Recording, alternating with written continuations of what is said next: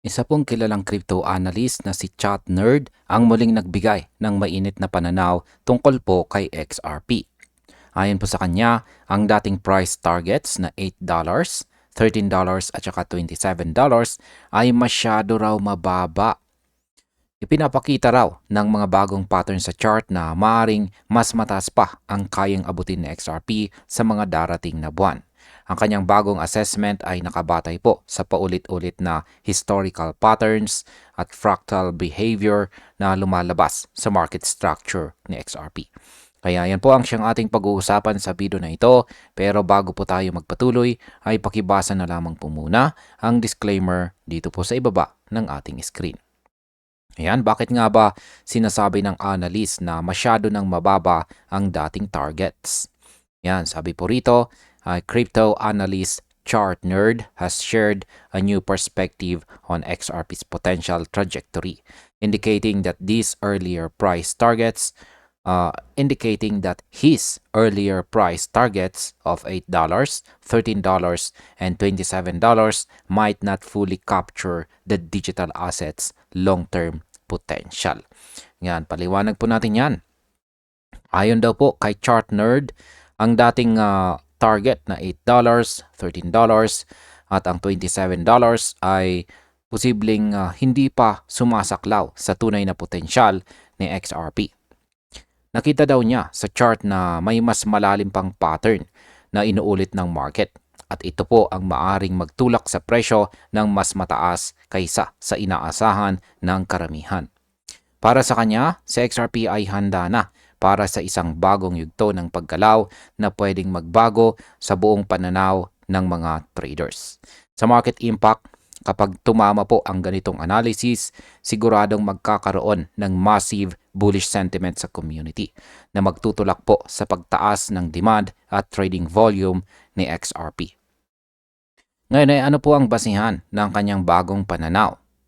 Sabi po rito ay his assessment, which builds on earlier technical analysis, reflects a growing conviction that the coin could surpass his previous estimates based on recurring historical patterns and fractal behavior in its market structure.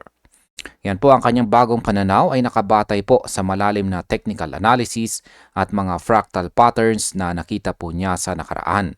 Ang mga fractals ay mga repetitive patterns sa chart na madalas inuulit ng market tuwing may malalaking rally. Ibig pong sabihin, nakita po ni Chart Nerd na ang kasalukuyang galaw ng XRP ay kahawig ng mga pattern bago ang matinding pagsabog ng presyo noong nakalipas na taong 2017 at saka 2021. Ang market impact po dito ay ang ganitong klase ng analysis ay karaniwang nagdudulot ng confidence sa mga traders na madalas nauuwi sa early accumulation bago ang malaking rally. Ano naman po ang mga technical confluences na sumusuporta sa kanyang projection? Sabi rito, in the post that preceded his latest comments, Chart Nerd outlined a series of 4 fractal-based indicators that form the basis of his bullish stance. Yan, check po natin yung kanyang aktual na tweet rito. Yan, at palakihin po natin yung kanyang ibinahaging chart dito. Yan po yung ito po yung apat. Yan, apat na chart. Ito po yung una, pangalawa, pangatlo, tsaka pang-apat. Yan, ngayon ay paliwanag po natin ang mga chart na yan. Sa kanyang post dito ay pinaliwanag po ni Chart Nerd ang apat na fractal indicators na nagsisilbing pundasyon ng kanyang bullish analysis. Ang bawat fractal ay may particular po na papel na nagpapakita kung paano po maaring umakyat si XRP batay sa mga nakaraang cycles. Para po sa kanya, kapag nagsama-sama ang apat na sinyal na ito, malinaw na patungo po sa panibagong malakas na galaw ang coin. Sa market impact, ang pagkakaroon po ng maraming confluences ay nagpapataas ng tiwala ng investors. Kaya mas malaki po ang posibilidad ng sustained upward. Ngayon ay ano nga ba ang ibig sabihin ng fractal 1? Ayan. Sabi po rito ay the first term fractal 1 centers on XRP's monthly 20 EMA retest. A technical signal, he notes, was also seen in 2017 during a consolidation phase that later led to a significant price surge. Ayan, yung Fractal 1. Ayan. Ang unang fractal na tinawag niyang Fractal 1 ay nakatuon po sa 20 EMA sa monthly 20 EMA retest ni XRP. Nangyari rin daw ito noong taong 2017 bago po sumabog ang presyo ni XRP sa mahigit 30,000%. Para kay Chart Nerd, ang muling pagbalik ni XRP sa 20 EMA level ay isa pong malaking sinyales na maaring inuulit ng market ang parehong pattern. Ibig pong sabihin, pwedeng malapit na ang panibagong major move pataas. Sa market impact, kapag napatunayang totoo ang retest signal, aasahan ng market ang biglang pagtaas ng presyo na maaring mag-trigger ng FOMO sa mga late traders. Ano naman ang ibig sabihin ng Fractal 2? Ayan, yan naman po ang ating Fractal 2 kung saan ay ang sabi rito ay Fractal 2 involves a super trend retest that according to the analyst provides additional technical strength to the setup described in the first fractal. Ayan. Yan po yung super trend retest. Ang Fractal 2 ay tumutukoy po ito sa super trend retest. Ayon kay Chart Nerd, nagbibigay po ito ng dagdag na technical strength sa pattern na nakita po niya sa unang fractal. Sa madaling salita, hindi lang basta pattern ang nangyayari, kundi kumpirmadong suporta mula sa trend indicator na madalas ginagamit ng mga professional traders.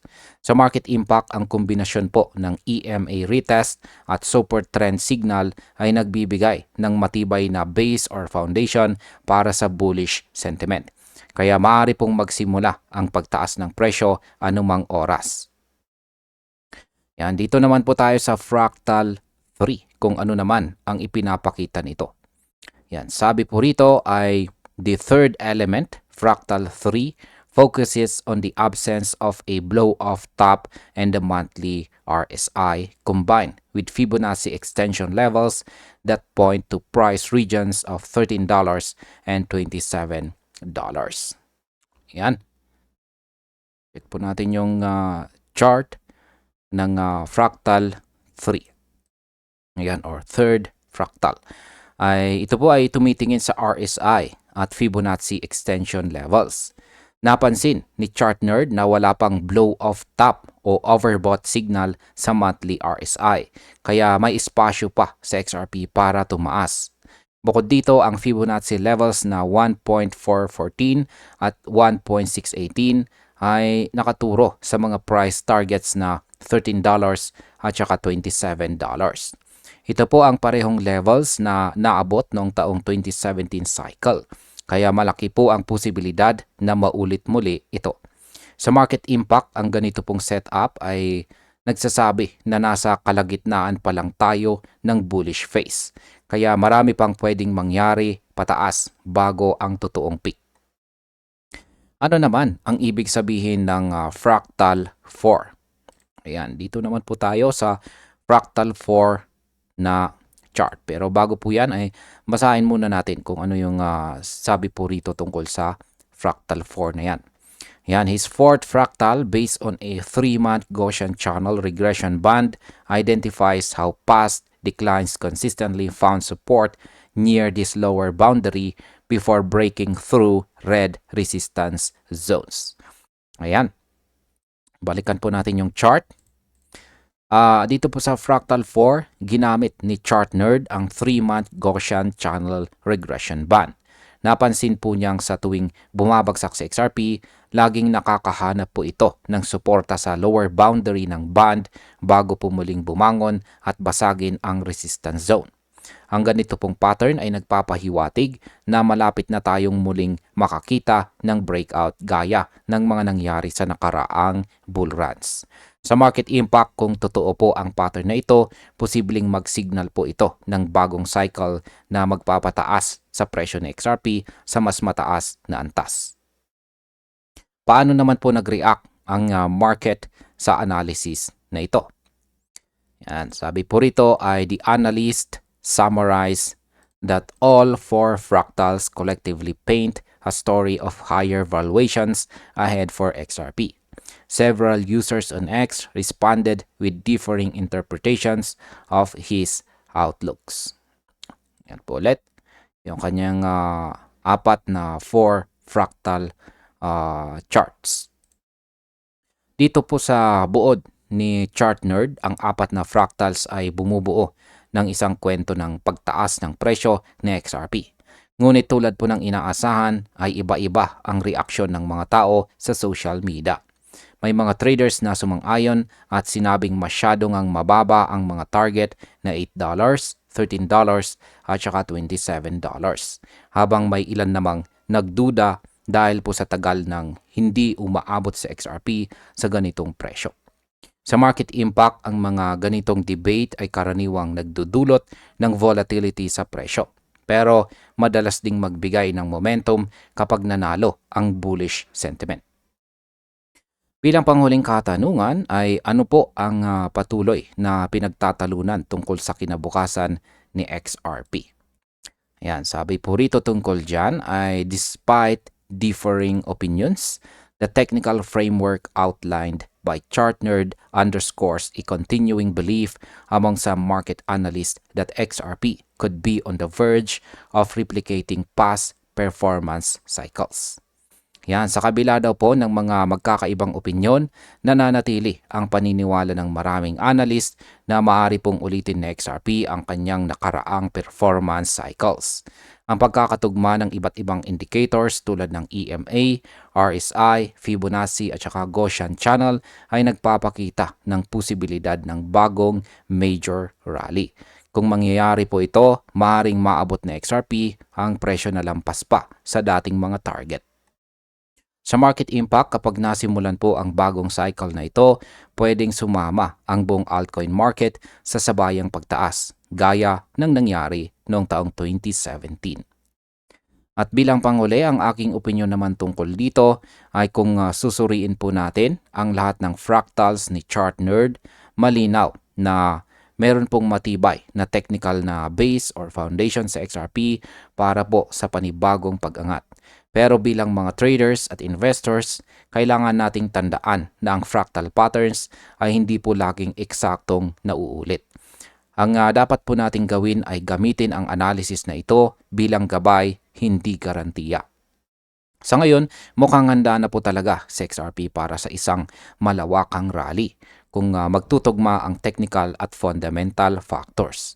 Kaya habang maaga, dapat po tayong maging alerto at mapanuri sa galaw ng market. Baka sa susunod na bull run, makasama natin sa XRP sa tuktok.